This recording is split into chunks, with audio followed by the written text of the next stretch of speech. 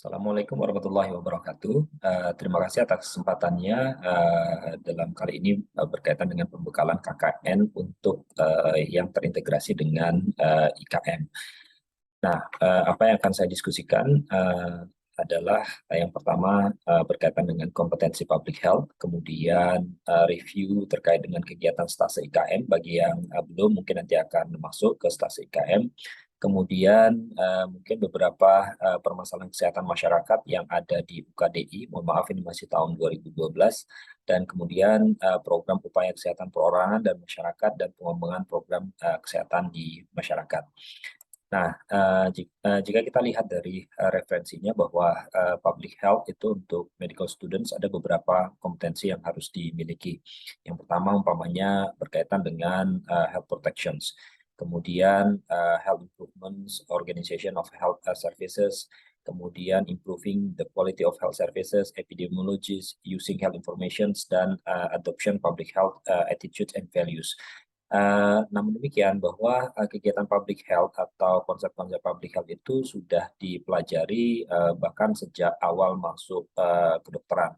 Umpamanya beberapa di antara kita barangkali sudah pernah ikut Save AC umpamanya, lalu kemudian ada blok-blok tertentu itu yang berkaitan dengan public health yang sangat spesifik umpamanya blok D2 tentang health system dan juga disaster, atau juga ada blok basic medical practice yang kemungkinan ya sepemahaman saya itu bisa sampai site visit ke rumah sakit dan juga site visit ke puskesmas.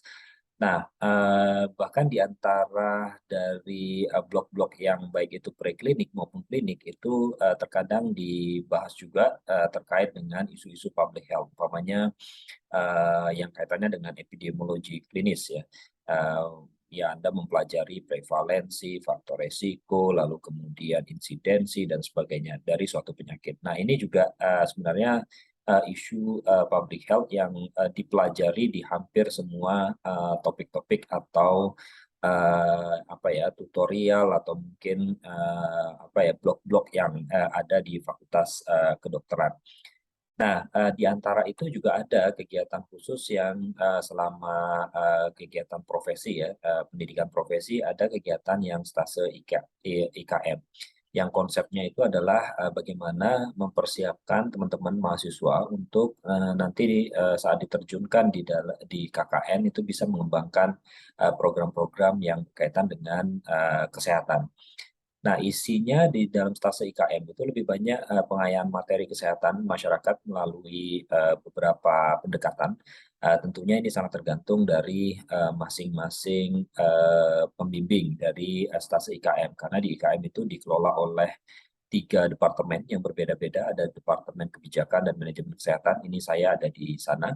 Lalu kemudian ada Departemen apa namanya Perilaku dan Promosi Kesehatan, ada yang epidemiologi, biostatistik, dan population health. Jadi mungkin setiap pembimbing itu memiliki karakteristik yang berbeda dalam saat melakukan pembimbingan IKM.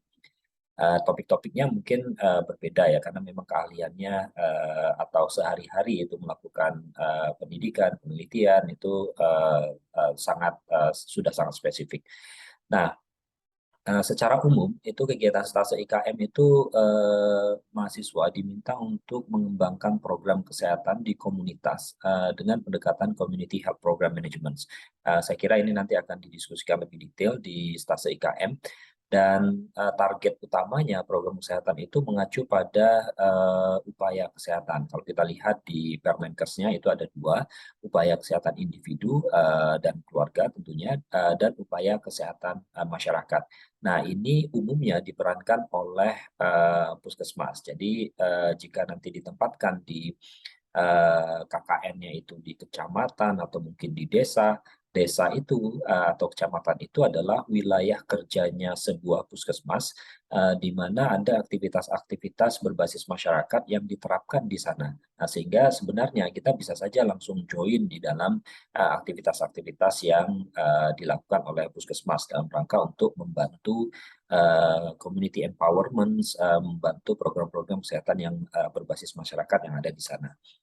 Nah, pengayaan materi IKM sendiri memang idealnya mencakup semua topik-topik yang besar ini ya, tetapi satu keterbatasan waktu, kemudian yang kedua apa namanya beberapa materi itu barangkali sudah dipelajari di blog-blog sebelumnya. Kalau biostatistik umpamanya itu ada blog yang terkait dengan riset sama biostatistik.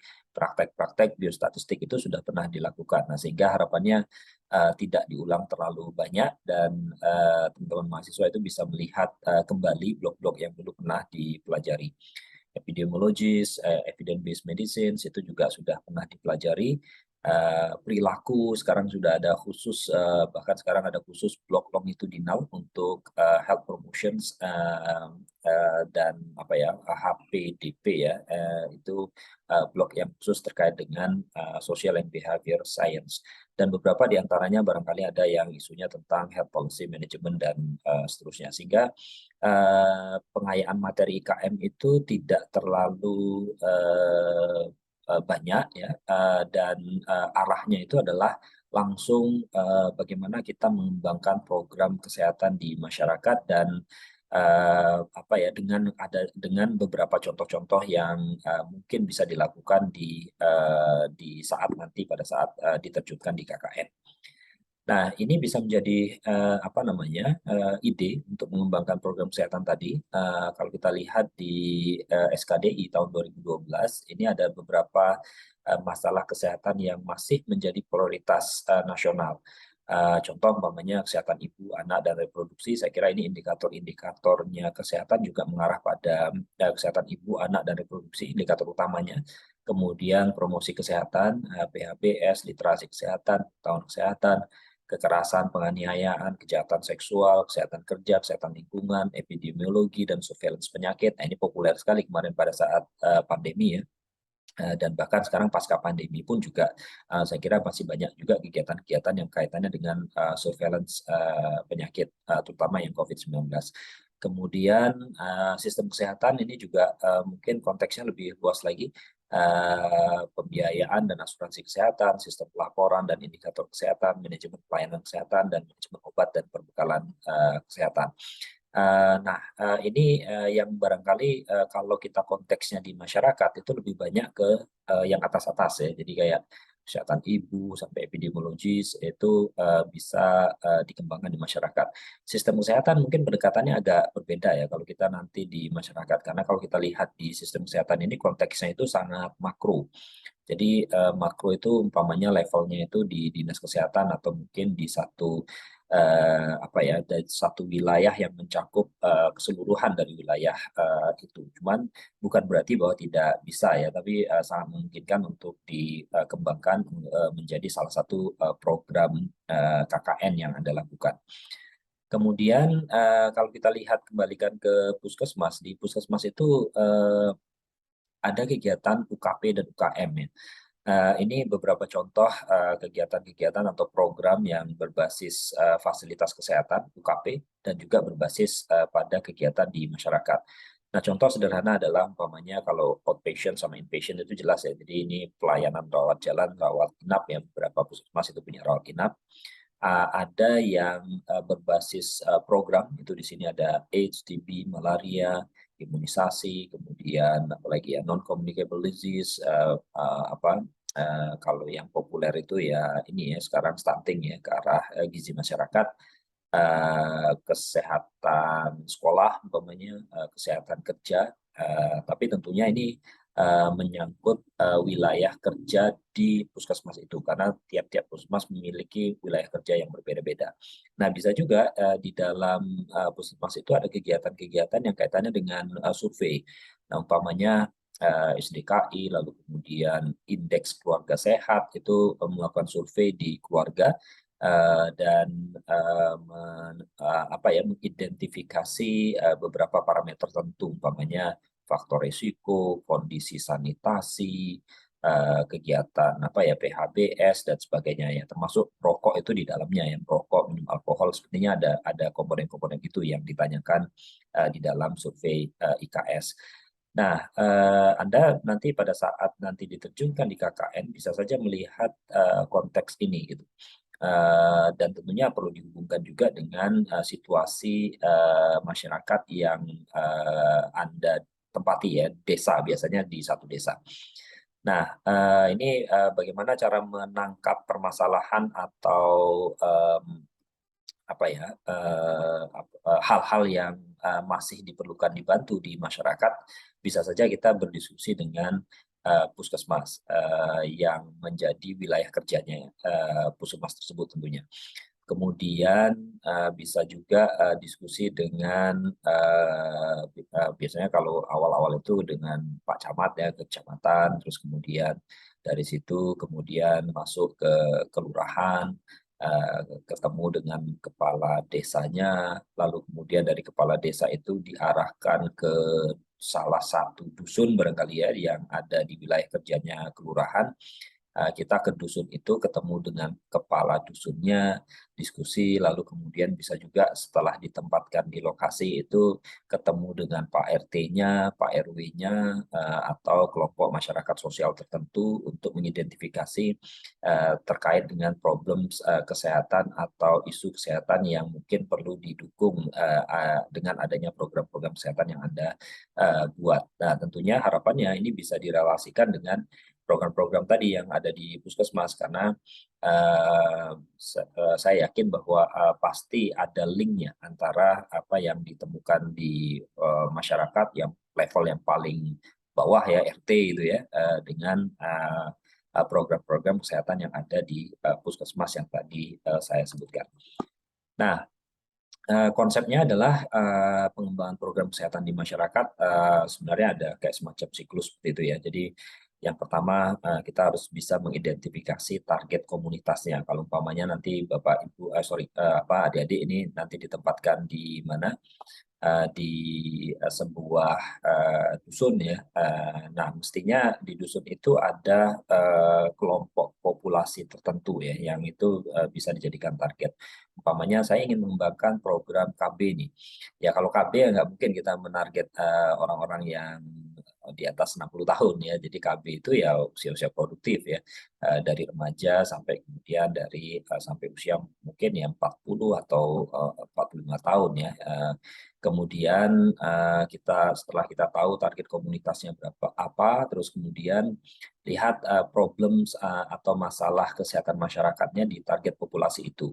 Lalu kemudian mengembangkan apa sih program-program yang doable ya tentunya yang bisa dilaksanakan untuk memecahkan atau untuk apa ya memfasilitasi ya kondisi atau problem yang ada di masyarakat. Dan mungkin kita tidak sampai bisa langsung kemudian memecahkan masalah itu sampai selesai, tidak ya. Tetapi target utamanya kalau kita lihat dari kompetensi yang harus dimiliki selama KKN itu adalah bagaimana apa ya program-program itu diberdayakan oleh masyarakat. Jadi ada pemberdayaan masyarakat yang sehingga continuity-nya itu bisa dilakukan oleh kelompok masyarakat itu. Jadi tidak kita hanya sebagai kayak semacam apa ya fasilitator ya untuk menggerakkan masyarakat tentunya dengan cara yang sesuai dengan kaedah-kaedah atau norma-norma yang kita pelajari selama di bangku kuliah. Kemudian bisa juga sehingga di sini kita perlu melihat apa ya ada resource apa di kampung itu atau mungkin di dusun itu. Contoh umpamanya resource yang ada itu ada kelompok sosial PKK, ada kelompok sosial Karang Taruna. Di masing-masing kelompok-kelompok itu mereka punya program kerja dan bagaimana kita menyisipkan program-program kerja yang baik atau yang positif yang mendukung ke arah kesehatan ke dalam program kerjanya masing-masing sehingga nanti apa namanya setelah kita selesai itu mereka juga punya ide kreatif untuk mengembangkan program-program di kelompok-kelompok sosial itu. Contoh sederhana adalah di tempat saya itu ada ini ya, ada apa namanya senam apa ya senam tiap akhir minggu itu ya. Jadi senam tiap akhir minggu itu menjadi kegiatannya padukuhan atau dukuk di mana setiap RT itu diminta untuk berkontribusi bergantian untuk memfasilitasi senam sehat gitu. Jadi di tempat saya itu ada lokasi yang kayak waduk gitu ya. Dan di situ dibuat RT ini nanti apa namanya minggu keberapa, RT ini minggu keberapa, RT ini minggu keberapa, dan itu masuk di dalam program padukuhan dan programnya RT. RT itu ada kegiatan-kegiatan untuk mengumpulkan ini ya apa namanya dana masyarakat ya, ada apa namanya iuran rutin ya mingguan, bisa bulanan ya, atau bahkan ada jimpitan juga ya di masyarakat. Nah, dana-dana itu yang kemudian dipakai untuk kegiatan-kegiatan seperti yang tadi saya sebutkan. Nah, resource ini yang harus kita identifikasi karena kaitannya untuk sustainabilitas dari pengembangan atau program yang nanti akan Anda terapkan di sana. Lalu kemudian membuat perencanaan mulai dari identifikasi sampai kemudian exit strategi, kemudian jangan lupa untuk membuat reporting. Nah, kalau saya merekomendasikan reportingnya itu formatnya jurnal ya, jurnal pengabdian masyarakat yang itu sangat apa namanya sederhana ya, tidak kayak jurnal-jurnal ilmiah kayak itu tidak ya. Nah, sehingga apa yang Anda lakukan itu terdokumentasi dan bisa diakses oleh banyak orang lain. Suatu saat mungkin bisa dijadikan referensi untuk pengembangan program di mana gitu ya, di kabupaten mana atau di universitas mana, itu akan sangat bermanfaat untuk orang lain. Nah, ini contoh-contoh pengembangan program KKN ada terkait dengan umpamanya ini berdasarkan apa ya pengalaman tahun 2021 saya kira ya, dan ini isunya masih terkait dengan pandemi COVID-19, ada mitigasi dampak negatif COVID berbasis edukasi di dusun X gitu ya. Kemudian penyuluhan kesehatan pasca pandemi secara door to door, edukasi prevensi dan deteksi dini kanker payudara dan seterusnya dan seterusnya. Jadi ini program-program kesehatan yang memungkinkan untuk nanti Anda kembangkan selama di KKN. Nah, kami berharap sebenarnya karena Anda dari Fakultas Kedokteran, kemudian dan ini juga sudah masuk di dalam stase profesi, harapannya sebenarnya program-program KKN itu setidaknya ya ada satu lah yang berkaitan dengan program kesehatan yang itu bisa Anda lihat dari SKDI ya, permasalahan di SKDI atau mungkin juga dari beberapa referensi lain. Nah, saya kira demikian untuk apa ya pengantar dan nanti kalau ada pertanyaan bisa kita diskusikan. Terima kasih.